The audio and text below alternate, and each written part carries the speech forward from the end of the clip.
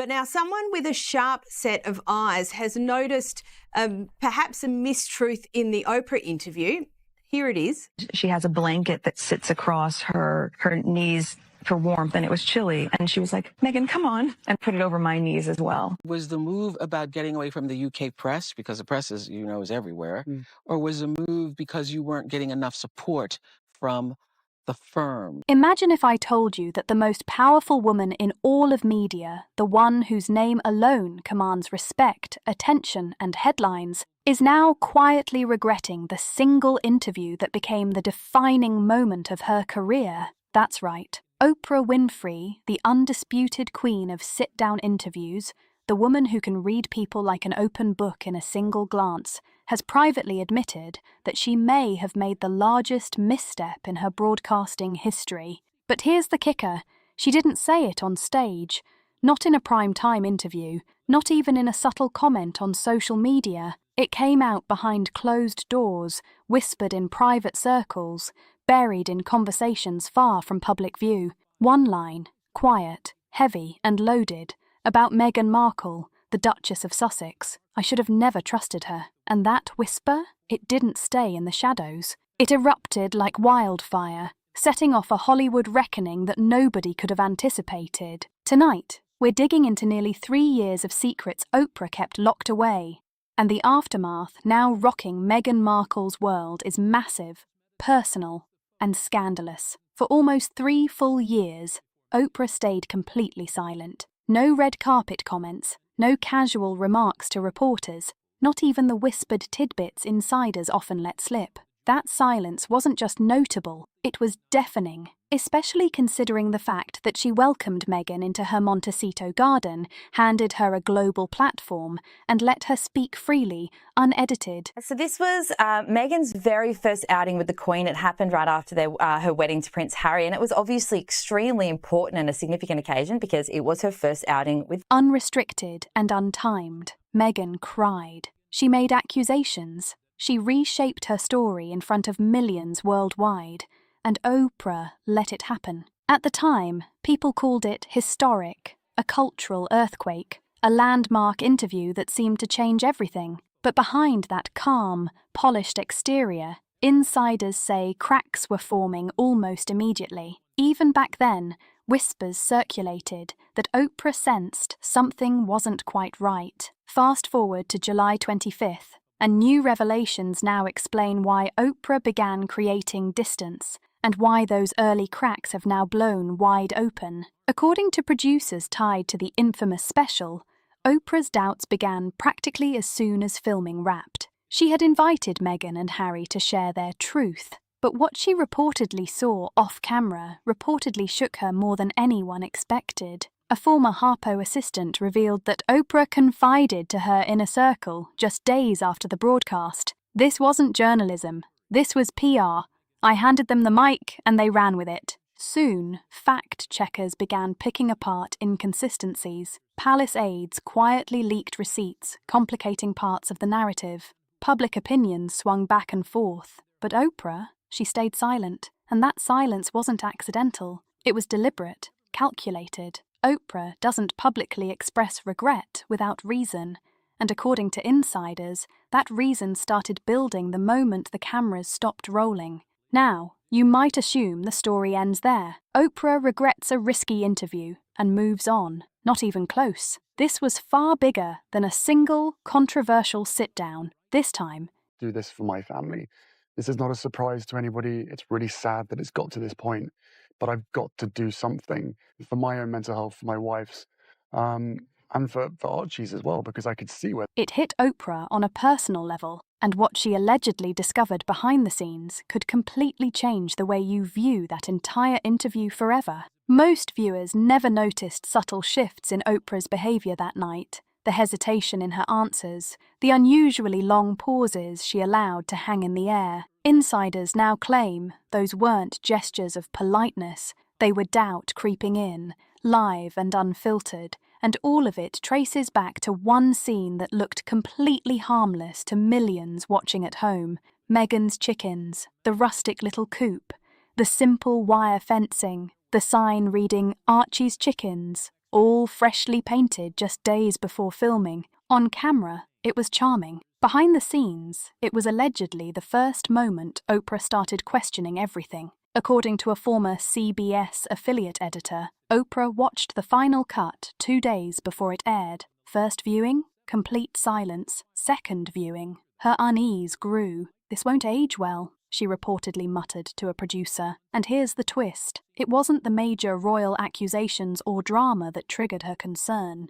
It was the chicken coop scene. Oprah immediately understood what that carefully staged setup was meant to do. Make Meghan and Harry appear relatable, warm, and down to earth. But when she later learned the entire setup had been installed only a week prior, with the fence refreshed and the coop freshly painted, the illusion suddenly felt calculated. Transparency? Nope. Control? Absolutely. According to insiders, that realization created the first real crack in Oprah's confidence. And yet, that wasn't even the most shocking part. She told a story later in her Oprah Winfrey interview in 2021 where she talked about the moment that the Queen was more like a grandma to her because she saw that Meghan may have been cold and put a blanket over her legs as well. And it was it's a small detail and it's a smallish story, but it had significance because it showed the relationship that Meghan had with the Queen. What allegedly rattled her next happened after filming Wrapped. As the crew packed up and lights dimmed, Meghan reportedly approached a staff member,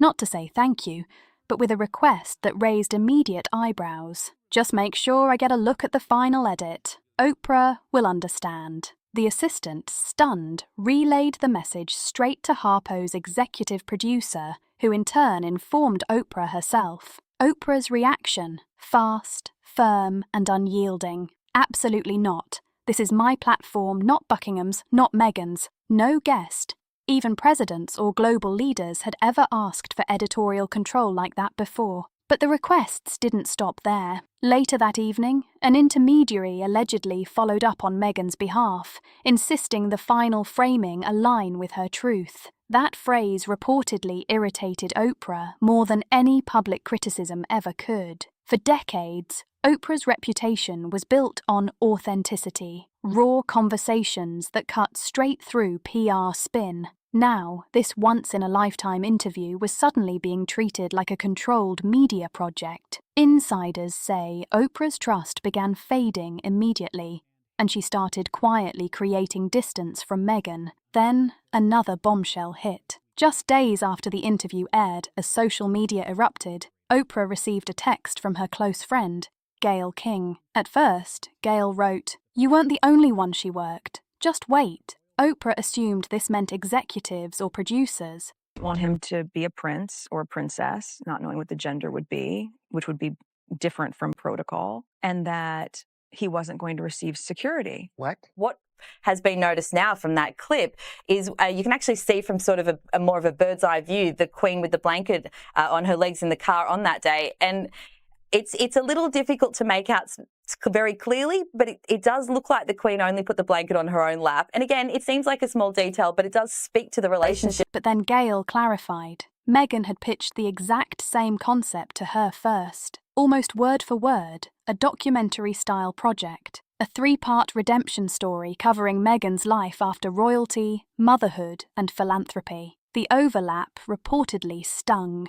"I thought I was helping her tell her story," Oprah told her inner circle, but she was helping herself build a brand. From that moment, Oprah's regret turned personal. Not just professional, but deeply personal. A betrayal from someone she thought she knew, and it gets even darker. The final blow reportedly came from an unexpected source, inside Meghan's own team. An unnamed stylist, who worked closely with Meghan during the final wardrobe fitting, stepped forward with details that were quiet but devastating. This stylist wasn't chasing fame. No book deal, no interviews, no social media attention. She didn't even want her name revealed. Yet what she shared with Vanity Fair reportedly shook Oprah to her core. Cameras on, Meghan appeared warm and charming. Cameras off, her energy allegedly shifted completely. The stylist claimed Meghan spoke about the interview as if it were a strategic play. Oprah gives credibility.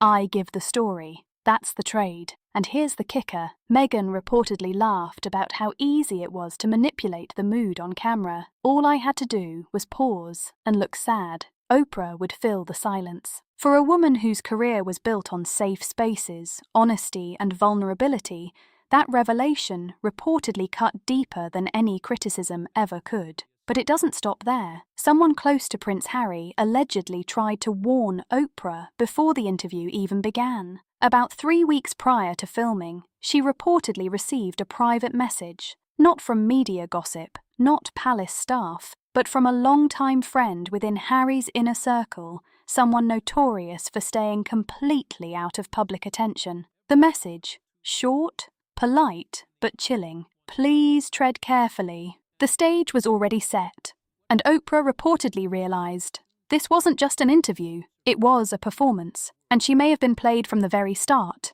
Meghan's truth is not the truth. You deserve to know that before you film. At the time, Oprah dismissed it. She had prepared thoroughly, researched extensively, and she wasn't about to cancel what would become one of the most watched interviews of the decade because of a vague warning. But after hearing what the stylist revealed and after Gayle King's messages, Oprah reportedly admitted something privately to her closest team. I should have asked more questions. I didn't want to take down, but that's exactly what I enabled. That realization that she may have overlooked credible warnings because she trusted Meghan reportedly became a turning point. What started as regret turned into something heavier, disillusionment. While Oprah was still processing everything, one final piece of information allegedly sealed her decision to completely distance herself. After the interview aired, Meghan's team reportedly began quietly exploring a second major tell-all,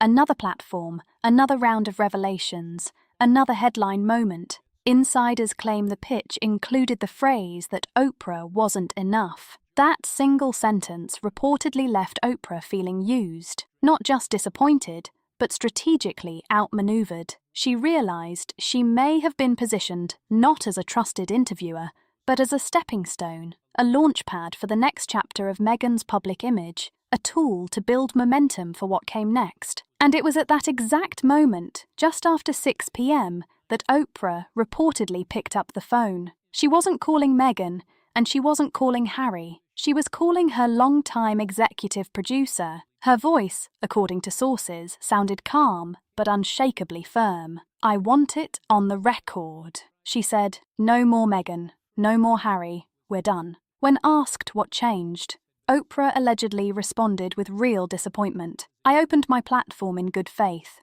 What they brought wasn't transparency, it was a performance." From that point forward, everything shifted.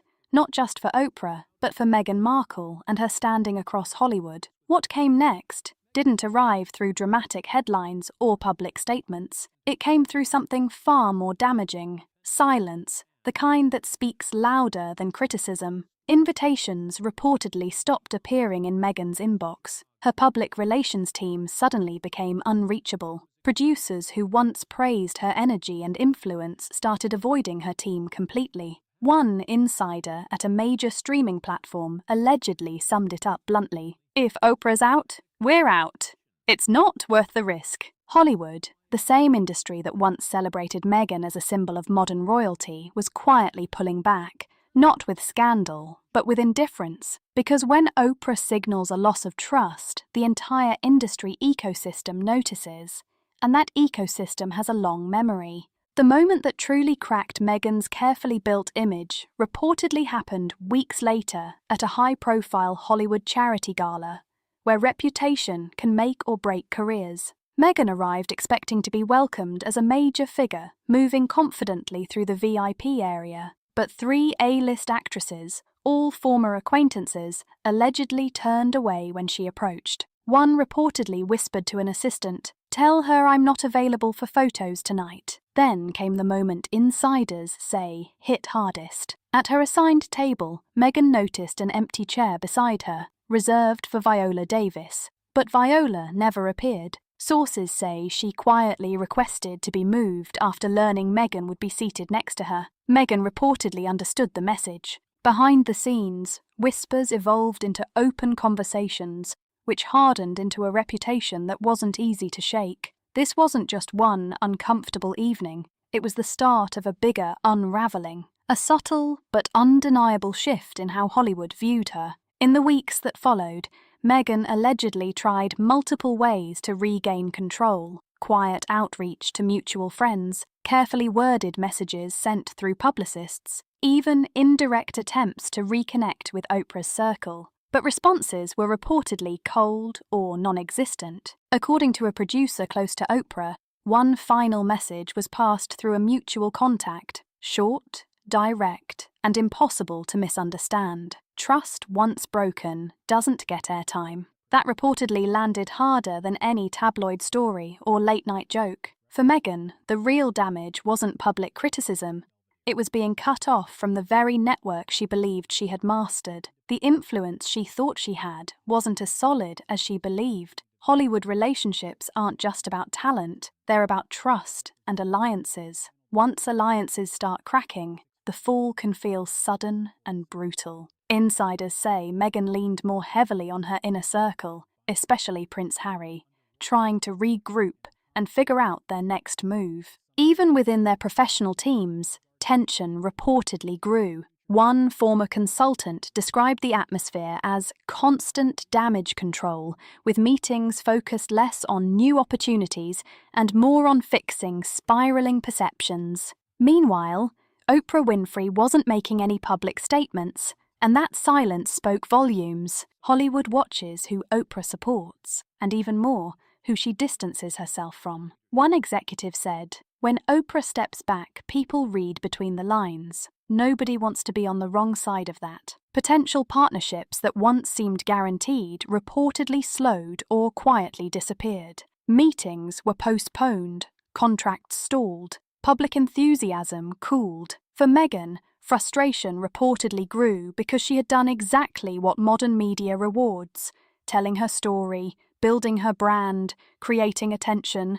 But she underestimated how quickly perception can flip when influential figures feel misled or uncomfortable. Hollywood loves reinvention, but it hates uncertainty. Meghan reportedly expressed disappointment privately. "I thought people wanted honesty. I gave them honesty." Powerful figures weren't questioning her story, they were questioning how it was presented and managed. That distinction reportedly made all the difference. By this point, the situation had evolved beyond one interview or fallout. It had turned into a reputation shift, the kind that spreads quietly through private conversations, text messages, and closed-door meetings. The fallout from Oprah's quiet, decisive break reportedly reshaped the entire entertainment industry's view of her. What once looked like an unstoppable rise, from palace life to podcast deals, from royal departure to Montecito power player, suddenly slowed. And it wasn't driven by scandal or headlines. It was something Hollywood fears even more: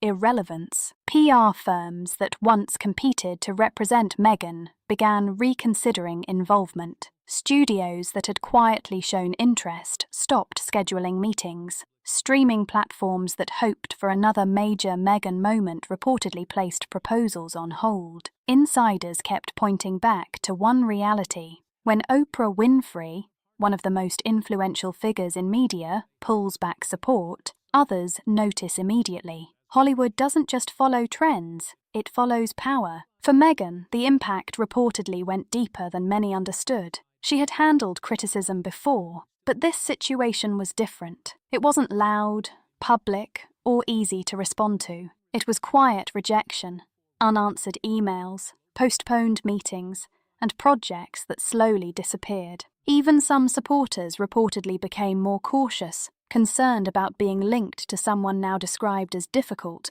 or highly strategic with media narratives. Meghan allegedly tried to stabilize things, reaching out through mutual contacts, discussing new ideas, even offering positive remarks about Oprah publicly. But insiders claim nothing changed. Every attempt reportedly met the same response: distance, silence, no engagement. This wasn't only about Meghan herself, it reflected the unwritten rules of Hollywood. When someone loses alignment with a trusted gatekeeper, silence functions like a verdict. carrying more influence than any article or tabloid story ever could. Because in entertainment circles, when someone as powerful as Oprah is believed to have said, "I should have never trusted her," people pay attention, and they remember. Meghan Markle, once positioned as the symbol of modern royalty and reinvention, wasn't facing scandal. She was facing something Hollywood considers far worse: fading influence. In this industry, influence is everything. Over the following months, insiders reportedly noticed subtle signs everywhere. Invitations once guaranteed were rescinded, casual networking lunches no longer included her name, and collaborative projects quietly bypassed her team. Even journalists who once highlighted her every move became more neutral in tone, avoiding the enthusiastic coverage that had once fueled her rise. So as Meghan reportedly confronts this new chapter, one truth stands out. In a world built on relationships, perception, and trust, a single, broken connection can quietly but completely close doors that once seemed permanently open. If you watch this and have thoughts, drop them in the comments below. If this breakdown made you see things differently, hit subscribe and stay locked in for more deep dives like this. Don't forget to like the video and share it with someone who needs to see it.